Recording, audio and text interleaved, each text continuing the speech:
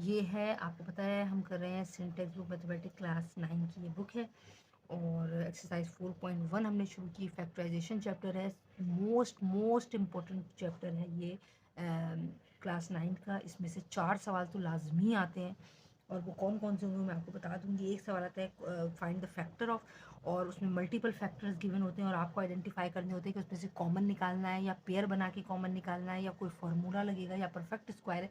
वो जैसे जैसे आते जाएंगे एक्सरसाइज वो मैं आपको बताती जाऊँगी। हम कर रहे हैं 4.1। 4.1 में दो चीज़ें हैं, एक है common factor in all term और एक है common factor in pair of term. ठीक है, तो अभी हम करने जा रहे हैं common factor in all term. सबसे पहले आपको जो भी सवाल गिवन है, अच्छा और दूसरी बात मैंने यहाँ सेलेक्ट किए कोई भी 3 सवाल जो मुझे समझ में आए वो मैंने उठा लिए। अब आप रिमेनिंग अभी समझेंगे इंशाल्लाह और फिर खुद करेंगे जो बाकी हैं और मुझे ज़रूर ज़रूर ज़रूर इनबॉक्स करके बताएंगे कि आपने जब खुद किया तो आपको कैसा समझ में आया और आपको कितनी आसानी हुई करने में। इंशाल्लाह अपनी दुआ में मुझे ज़रूर याद रखिएगा।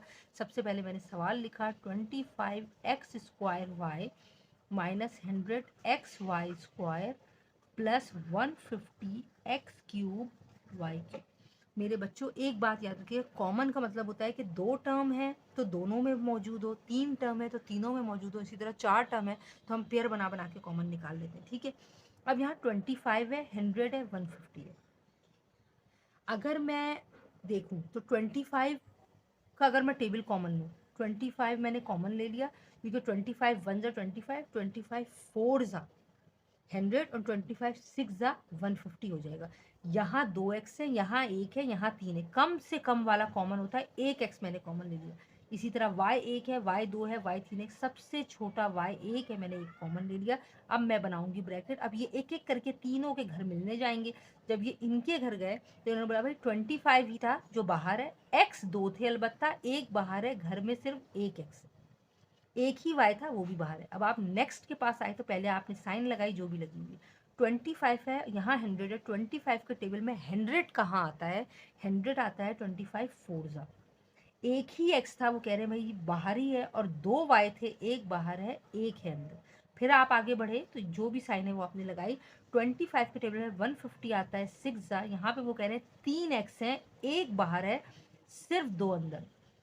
इसी तरह y भी 3 ही है, एक बाहर है और 2 अंदर है, और यकीन करें कि ये आपका आंसर आ गया। ठीक है मेरे बच्चों, नेक्स्ट पार्ट देखते हैं। सवाल मैंने दोबारा लिखा 4a² प्लस 12, और आपको बड़ी हैरत होगी ये सुन के कि ये आते हैं बोर्ड के एग्जाम्स में, ab²। इन तीनों में अगर मैं देखूं 4 कॉमन है, 12 कॉमन है, यहाँ कोई भी नंबर नहीं है तो नंबर्स तो यहाँ कॉमन नहीं आ सकते। यहाँ 2a है, यहाँ 1 है, यहाँ 1 है, एक a मैंने कॉमन ले लिया क्योंकि यहाँ b यहाँ पे नहीं है, तो a मैंने कॉमन लिया। तो जब वो इससे मिलने आए तो उन्होंने कहा भाई यहाँ पे 4 आपको मिल जाएगा और एक a मिलेगा क्योंकि दो में से एक बाहर है। प्लस साइन लगा दी, जो भी साइन लगी हुई है, प्लस है तो प्लस लगाइए, माइनस है तो माइनस। अब यहाँ आपने लिखा 12, एक ही ए था बाहर है, बचा बी, यानी सिर्फ 12 बी है। यहाँ आगे आए, साइन लगाई प्लस की, एक ही ए था बाहर है, यहाँ बचा b², और ये आपका आंसर आ गया। ठीक है मेरे बच्चों, अब ये हम करने जा रहे हैं पार्ट 3। सबसे पहले मैं लिखूंगी सवाल x² plus 3x² y plus 4x² y² z। अच्छा यहाँ देखें नंबर कोई भी कॉमन नहीं है, 2x है, 2x है, 2x है, तो मैंने डायरेक्ट x² कॉमन ला लिया। बच्चे क्या गलती करते, जब वो इसके पास मिलने आए वो बोलेंगे भाई एक ही था बाहर है, कुछ भी नहीं, आगे से बढ़ गए। नहीं, कुछ भी नहीं बचा, मतलब आपने लगाना है 1। आगे बढ़े, प्लस साइन लगाए, यहाँ बचा 3 x² बाहर है, बचा y प्लस 4x² बाहर है, बचा y² z, और ये आपका आंसर है। मेरे बच्चों हमने 4.1 में आज सीखा common factor in all terms और common factor in pair of term.